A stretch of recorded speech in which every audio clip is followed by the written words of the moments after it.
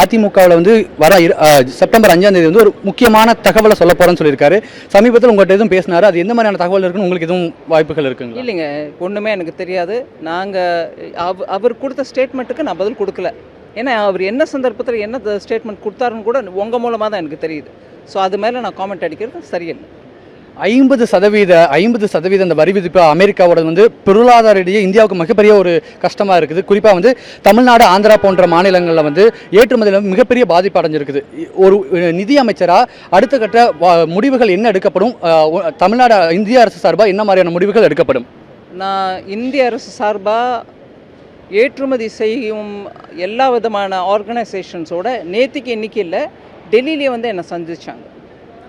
நான் மத்திய அரசின் சார்பில் சொல்ல விரும்புகிறது என்னென்னா, ஏற்றுமதி செய்யும் அதுவும் பர்டிகுலராக அமெரிக்காவுக்கு செய்கிறவங்க எல்லாருக்கும் கூட நான் சொல்கிறது என்னென்னா, மத்திய அரசு கோவிட் போல் ஒரு பெரிய நிலவரத்தில் கூட, அந்த சந்தர்ப்பத்தில் கூட மக்கள் தொழிலில் இருக்கிறவங்க கஷ்டப்படக்கூடாதுன்னு emergency credit guarantee liquidity scheme ஒன்று எடுத்துகிட்டு வந்தோம். ECGLSன்னு பேங்க் மூலமாக யார் யாருக்கு அந்த சமயத்தில் நான் பெர்ஃபார்மிங் அசெட், அதாவது NPA அந்த நிலவரம் வராமல் அவங்கள காக்கிறதுக்கு ஒரு ஸ்கீம் எடுத்துகிட்டு வந்தோம்.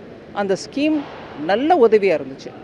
எந்த ஒரு தொழிலும் மூடப்பட வேண்டிய நிலைமைக்கு வராமல் நம்ம மத்திய அரசின் மூலமாக உதவி பண்ணி நல்லபடியாக சுச்சுவேஷன் அந்த க்ராஸ் பண்ணிட்டு வந்துட்டோம் இன்றைக்கி. அதே மாதிரி இப்போது அமெரிக்காவின் 50% டேரிஃப்னால் கஷ்டப்படக்கூடிய தொழிலில் எல்லாத்துக்கும் கூட மத்திய அரசில் இன்றைக்கி இப்போ கூட நான் சொல்ல முடியும், நாங்கள் ஒர்க் அவுட் பண்ணிகிட்ருக்கோம். சீக்கிரத்தில் ஒரு நல்ல அனௌன்ஸ்மெண்ட் மூலமாக ஏற்றுமதி செய்பவர் எல்லோருக்கும், அதுவும் அமெரிக்கா மூலமாக நஷ்டம் அடைகிறவங்களுக்கு உதவியாக நாங்கள் இருப்போம்.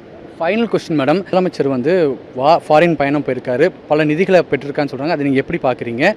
தமிழ்நாடு பாஜகவில் வந்து உட்கட்டி பூசல் வந்து அதிகமாயிருச்சு அப்படிங்கிற ஒரு விமர்சனம் முன்வைக்கிறாங்க. இதற்கான பற்றியான பேச்சுகள் வந்து நாளைக்கு நடக்கக்கூடிய மேல்மட்ட குழுப்பில் வந்து பேச போகிறேன்னு சொல்கிறாங்க. தமிழ்நாடு பாஜகவில் அப்படி உட்கட்சி பூசல் இருக்கிறதா நீங்கள் என்ன பார்க்குறீங்க? தமிழ்நாடு பாஜக கோர் கமிட்டியை சந்தித்து பேசுகிறதுங்கிறது அப்பப்போ டைம் நடந்துட்டு தான் இருக்குது. இங்கே உட்பூசல் வந்துருச்சு அதனால் கூப்பிட்டாங்கன்றது இல்லவே இல்லை. எங்கள் கட்சியில் கோர் கமிட்டியோட பேசுகிறதுங்கிறது ரெகுலராக நடக்கிற ஒரு விஷயந்தான். அதனால் அதை நீங்கள் இன்றைக்கி மிகப்படுத்தி ஓஹோ பிஜேபியில் ஏதோ பெரிய விவகாரம் வந்துருச்சு அதனால் கூப்பிட்ருக்காங்கன்றது வேணாம். நீங்கள் அதை ரிமூவ் பண்ணிடலாம். நீங்கள் பார்ட்டி டாக்குமெண்ட்ஸ் பார்த்தா கூட உங்களுக்கு தெரியும். அடிக்கடி கூப்பிட்டு பேசுறது நார்மல் சிச்சுவேஷன் தான். உடனுக்குடன் செய்திகளை தெரிந்து கொள்ள சன் நியூஸ் பெல் ஐகானை கிளிக் பண்ணுங்க.